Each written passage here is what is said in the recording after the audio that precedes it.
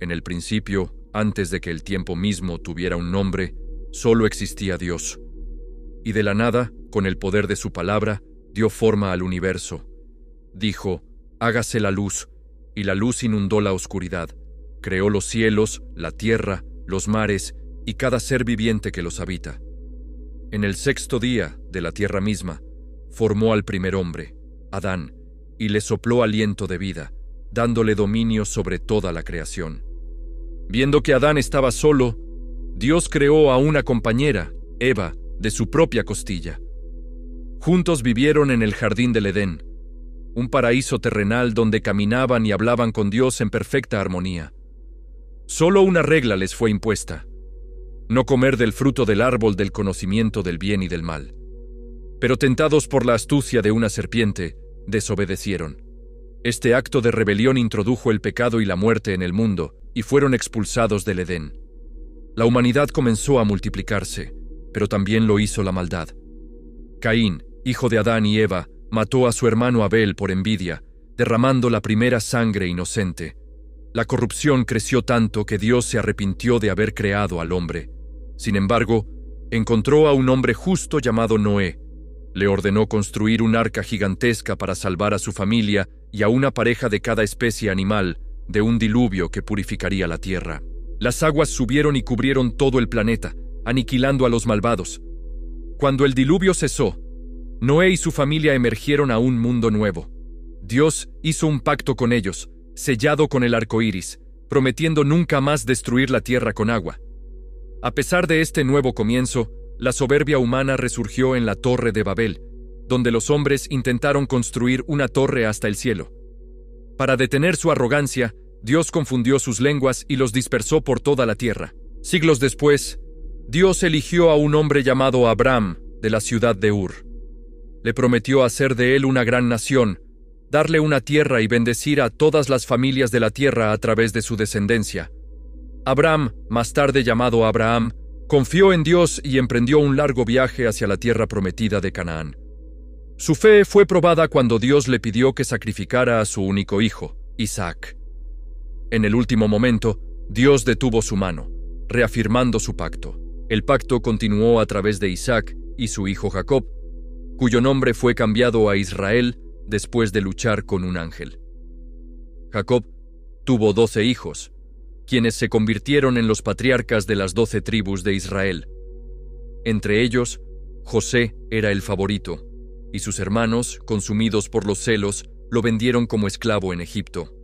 Pero lo que parecía una tragedia fue parte del plan divino. En Egipto, a pesar de las adversidades, José ascendió hasta convertirse en el segundo hombre más poderoso del reino, gracias a su habilidad para interpretar los sueños del faraón. Cuando una gran hambruna asoló la tierra, su familia viajó a Egipto en busca de alimento. José los perdonó y los trajo a vivir con él, salvando al futuro pueblo de Israel de la extinción. Durante 400 años, los israelitas vivieron en Egipto y se multiplicaron enormemente. Un nuevo faraón, temeroso de su creciente número, los esclavizó brutalmente. En medio de su sufrimiento, el pueblo clamó a Dios. En ese momento, nació un niño hebreo llamado Moisés, quien fue salvado de un decreto de muerte y criado en la corte del faraón. Siendo ya un adulto, Moisés huyó de Egipto tras matar a un egipcio que maltrataba a un esclavo. En el desierto, Dios se le apareció en una zarza ardiente y le encomendó una misión monumental: liberar a su pueblo de la esclavitud. Moisés regresó a Egipto y junto a su hermano Aarón se enfrentó al faraón, exigiendo la libertad de los israelitas. El faraón se negó repetidamente y Dios desató 10 plagas devastadoras sobre Egipto. El agua convertida en sangre, las ranas, los piojos, las moscas, la muerte del ganado, las úlceras, el granizo, las langostas, la oscuridad y finalmente la muerte de todos los primogénitos egipcios.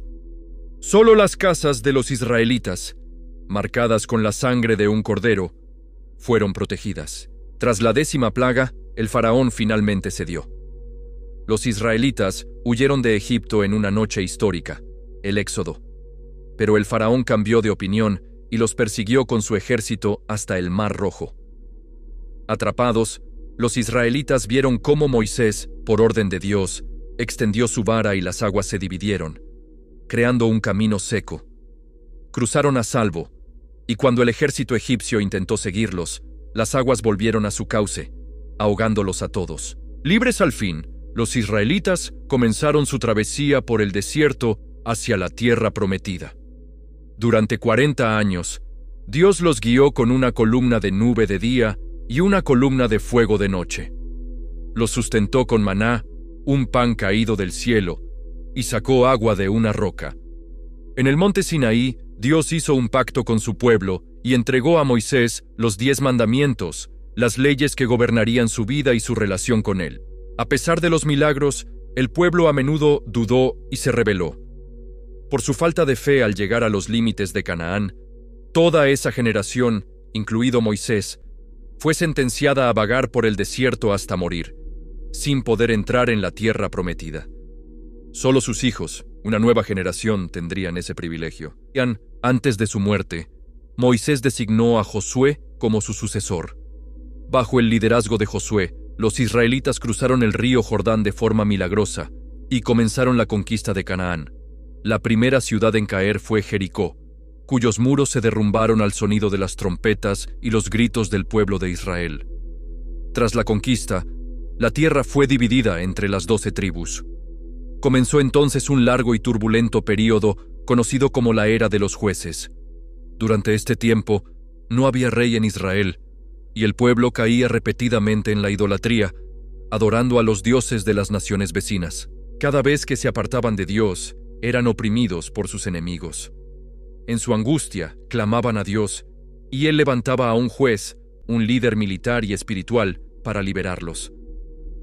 Figuras como Gedeón, Débora y el extraordinariamente fuerte Sansón guiaron al pueblo en batallas épicas, restaurando la paz temporalmente, hasta que el ciclo de pecado y arrepentimiento comenzaba de nuevo. Cansados de este ciclo y deseando ser como las otras naciones, el pueblo le pidió al último juez, el profeta Samuel, que les diera un rey. Aunque Dios les advirtió de las consecuencias, accedió a su petición. Samuel ungió a Saúl, un hombre alto y fuerte de la tribu de Benjamín, como el primer rey de Israel. El reinado de Saúl comenzó con éxito, pero su corazón se llenó de orgullo y desobediencia.